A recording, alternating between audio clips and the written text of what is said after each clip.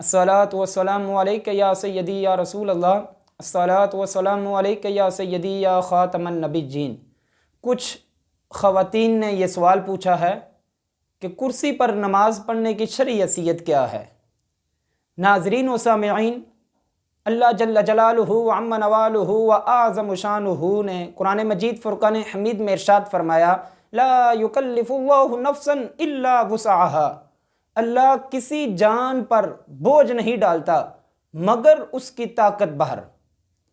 अल्लाह किसी जान पर भी बोझ नहीं डालता, जितनी किसी के पास ताकत होगी अल्लाह इतने उस पर बोझ डालेगा।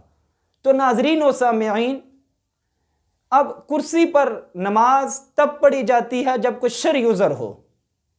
अगर कोई सजदा नहीं कर सकता तो उस पर क़याम भी साकित हो जाएगा। इसी तरह अगर रुकू ना कर सके या फिर वो बैठ ना सकता हो तो ये जितनी भी सूरतें हैं जो शरई सूरतें हैं, अगर बैठ ना सकता हो, घुटनों का बहुत ज़्यादा दर्द होता हो, हालांकि वो चल सकता है लेकिन जब बैठता है तो वो ज़मीन पर नहीं बैठ सकता, तो वो कुर्सी इस्तेमाल करे। अगर सजदा नहीं कर सकता या क़याम नहीं कर सकता, कुर्सी के बगैर बैठ सकता है, तो बेहतर यह है कि वो ज़मीन पर बैठ के नमाज पढ़े। हाँ, अगर वो घुटनों की तकलीफ़ की वजह से रुकू कर सकता है, सजदा भी कर सकता है, क़याम भी कर सकता है, सिर्फ वो अत्तहियात में यानी क़ादे में बैठ नहीं सकता या सजदों के दरमियान बैठ नहीं सकता, तो फिर भी वो कुर्सी इस्तेमाल कर सकता है। इसी तरह नाज़रीन व सामिईन, अगर कोई शख्स है वो रुकू और सुजूद नहीं कर सकता, क़याम नहीं कर सकता, तो वो भी शख्स जो है कुर्सी पर बैठ के नमाज पढ़ सकता है। पहली बात है नीचे बैठे, अगर नीचे भी नहीं बैठ सकता तो फिर कुर्सी का इस्तेमाल करें। अब आ जाएं कुर्सी की तरफ।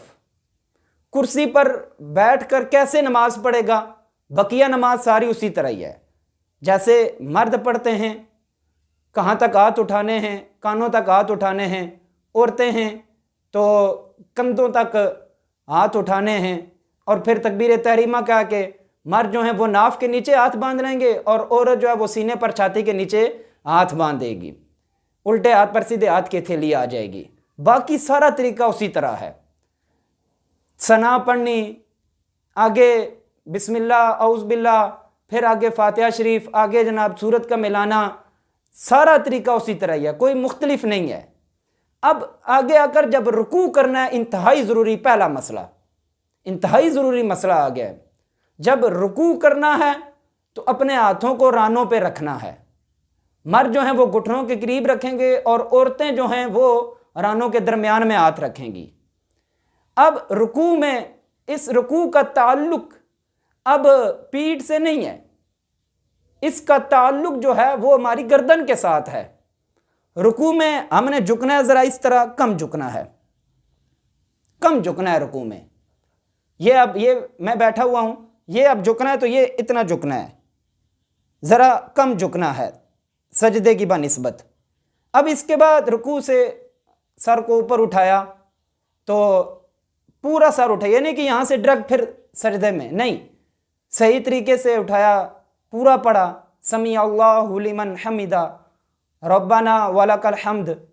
ये पढ़ने के बाद फिर सजदे की तरफ जाना है। कुछ लोग सजदे में जाते हुए, जो कुर्सी पे पढ़ रहे हैं, सजदे में जाते हुए अपने हाथों को यूं आगे कर लेते हैं। नहीं, ये सख्त मना है, मर्द है या औरत है, इसकी इजाज़त नहीं है। हाथ उधर ही रहेंगे, रुकू है या सजदा है, हाथ एक ही जगह पे रहेंगे, रानों के ऊपर हाथ रहेंगे, और सजदे में ज़रा ज़्यादा झुकना है, गर्दन को ज़रा ज़्यादा झुकाना है। ये शरई तरीका है। हाथ कुछ लोग आगे रख लेते हैं, नहीं, ये बिल्कुल गलत है, इसको मना किया गया है, फुक़हा ने मना फरमाया इससे। हाथ एक ही जगह रहेंगे, रुकू है या सजदा है, मर्द भी वहां रखेंगे, औरतें भी वहां ही हाथ रखेंगी। रुकू में ज़रा कम झुकना है और सजदे में ज़रा ज़्यादा झुकना है, और फिर अच्छी तरह तसल्ली से दोनों सजदों के दरमियान बैठकर फिर दोबारा जो है दूसरा सजदे में भी उसी तरह झुकना है। रुकू की बनिस्बत ज़्यादा झुकना, अगर कम झुके तो फिर नमाज ही नहीं होगी। रुकू में जो है वो कम झुकना है और सजदे में ज़्यादा झुकना है। अब इसके अंदर तीसरा मसला, यानी एक रुकू का हो गया और दूसरा मसला सजदे का हो गया कि हाथ एक ही जगह रहेंगे, रुकू में कम झुकना है और सजदों में ज़्यादा झुकना है। اب تیسرا مسئلہ یہ ہے کہ ہمارے ہاں یہ ایک عجیب سی بات شروع ہو گئی ہے کہ آج کل یوں کرسی پر ٹیک لگا کے نماز پڑھ رہے ہوتے ہیں. اگر عذر ہے تو پھر الگ مسئلہ ہے. اگر ناظرین و سامعین عذر نہیں ہے تو پھر یہ کون سا طریقہ ٹیکیں لگائی ہوئی ہیں؟ یہ منع ہے. عذر نہیں ہے تو منع ہے. پہلی تو بات ہے یہ پیچھے سے ہٹا لیں، کوئی ٹول وغیرہ رکھ لیں، کوئی میز وغیرہ رکھ لیں، اس پر بیٹھ کے نماز پڑھیں تاکہ پیچھے یہ ٹیک ہو ہی نہ. ہاں اگر عذر ہے تو پھر الگ مسئلہ ہے. تو ٹیک نہیں لگانی ہے نماز پڑھتے ہوئے. اور پھر اسی میں چوتھا مسئلہ آ گیا ہے. اب کچھ کے آگے یوں پھٹے بنے ہوتے ہیں، مساجد میں کرسیاں پڑی ہوتی ہیں، پھٹے آگے بنے ہوتے ہیں لکڑی کے یا لوہے کے بنے ہوتے ہیں، یا گھروں میں کچھ عورتیں جو ہیں وہ آگے ٹول رکھ لیتی ہیں، اس ٹول کے اوپر اللہ معاف کرے سر ہاتھ رکھتی ہیں. یہ منع ہے، بالکل منع ہے. ہاتھ رانوں پر ہی رہیں گے سجدے اور رکوع میں.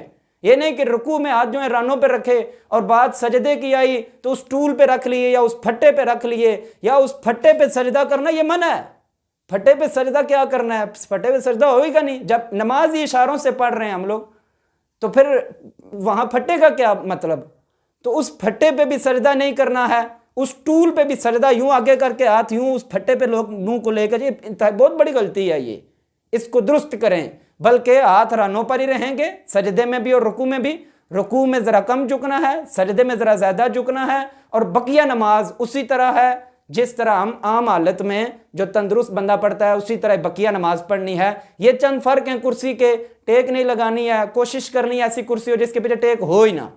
اور پھر اسی طرح ہی ہاتھ رانوں پہ رہیں، آگے پھٹا ہو تو پھٹے پہ ہاتھ نہیں لے کے جانے ہیں. اللہ رب. پھر اس میں ایک اور چیز انتہائی ضروری میرے ذہن کے اندر آ گئی کہ کچھ لوگ چرپائی پہ بیٹھ کے نماز پڑھتے ہیں تو بالکل جائز ہے.